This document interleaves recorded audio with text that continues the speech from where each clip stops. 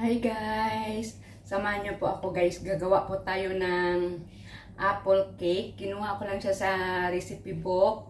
Pero in-experiment ko siya.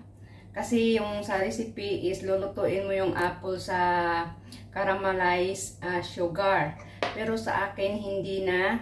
Ilulutuin ko rin siya sa sugar pero kunti lang para less yung tamis. Kasi mas maganda yung less yung tamis kung hindi kayo mahilig sa mga matatamis. And then, iba po yung asukal na gagamitin ko. Brown sugar po siya. Actually, pag gumawa po tayo ng cake, hindi po ako expert. Based lang po sa na-experience ko. Iba po ang lasa, depende po sa asukal na ginagamit natin. So, sa recipe is white sugar siya. Pero ako gagamit ako ng dark sugar. Dark brown sugar. Kaya, iiba po ang lasa niya. Mas masarap po siya. Based on my experience. Thank you guys. Let's watch this.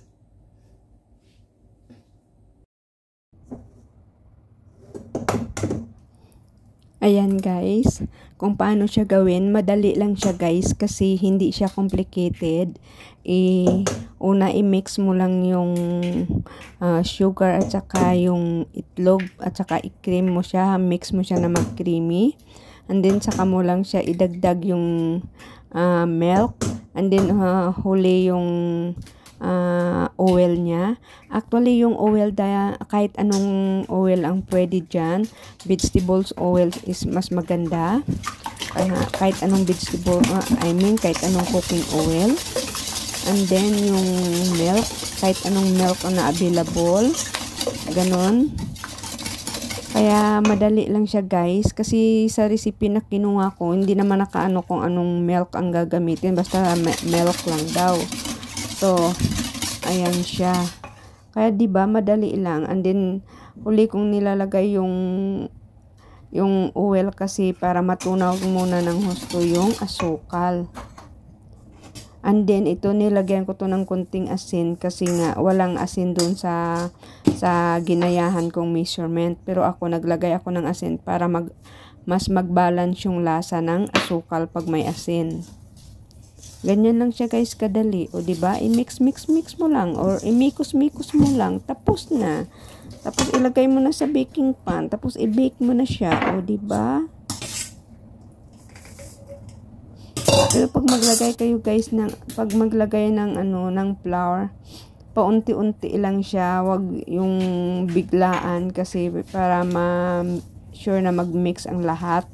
Lalo na sa akin, ginagawa ko is hinahalo ko rin doon sa flour yung baking powder. Pero yung sa iba kasi, yung sa mga expert kasi pinapanglas nila yung baking powder o kaya baking soda.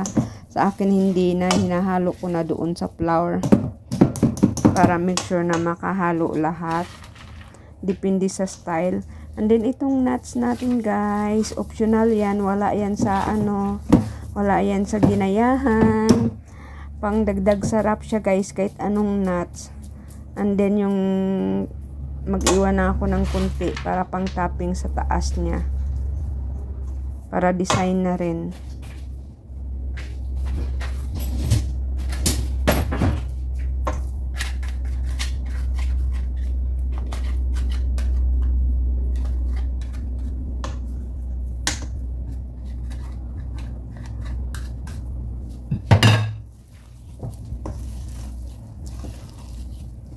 O diba guys, naghanap pa talaga ako ng panghalo. Ganyan talaga guys pag kung hindi ka kumpleto sa gamit. Alam mo yun, kahit spatula wala. Kaya pangsandok na lang sa kanin. O diba?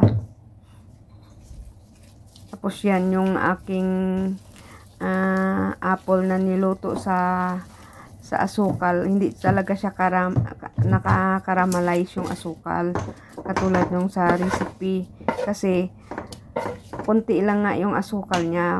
Kailangan pag caramelize, kailangan sobrang daming asukal.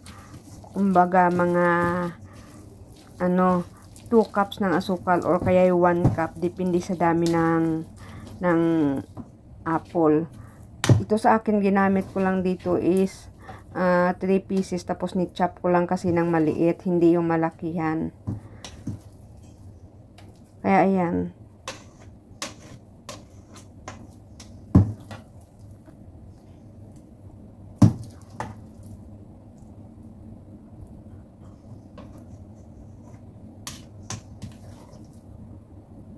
Parang medyo dry nga tong gawa ko guys, kasi nga dahil sa flour na ginamit ko, kasi ginamit ko ditong flour is wheat flour, hindi yung all purpose, kasi gusto dito sa bahay mas healthy ba, kaya experiment talaga.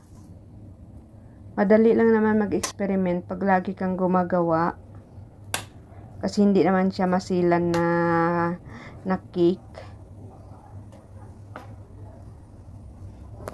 Ayan, pantay-pantayin lang.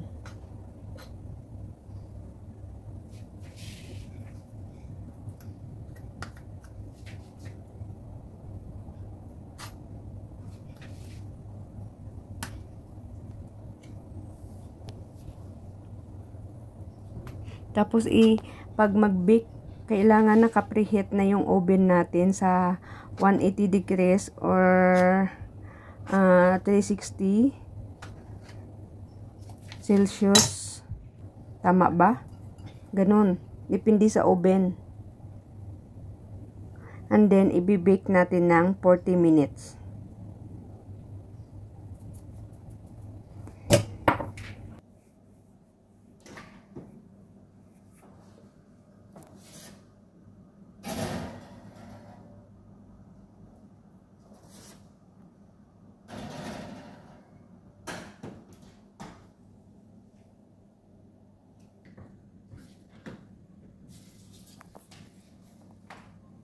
Ayan na guys, luto na siya, tapos na yung 40 minutes. I-check natin gamit yung toothpick or chopstick. O, muntik pa mahulog guys sa bigat. Kasi pag tinusok mo siya ng toothpick, pag basa pa yung loob niya, ibig sabihin hilaw pa siya. Pero pag hindi na yon, malalaman mo dyan. Kaya ayan, o diba? Ready na to serve.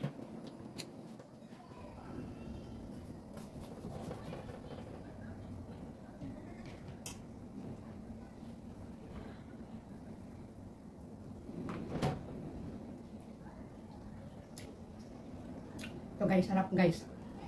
Hindi siya matamis guys, pero kung gusto nyo guys ng matamis, pwede kayong magdagdag ng asukal, kasi dapat ang asukal nito is na mas marami. Diba, i-caramelize mo yung apple. Kasi sa ingredients nito guys, i-caramelize yung apple and then ilalagay sa pinaka-base ng ng pan. So marami siyang asukal. So pag maluto na, dapat galing doon yung tamis ng cake. Yung ganito siya, dapat may marami ditong apple na mayroong asukal.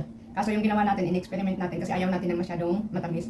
Kaya pag gayahin nyo to guys, pwede kayong magdagdag ng asukal kasi hindi siya ganun katamis guys. Kahit niluto rin natin yung apple sa konting asukal. Pero sarap siya sa kape or tea.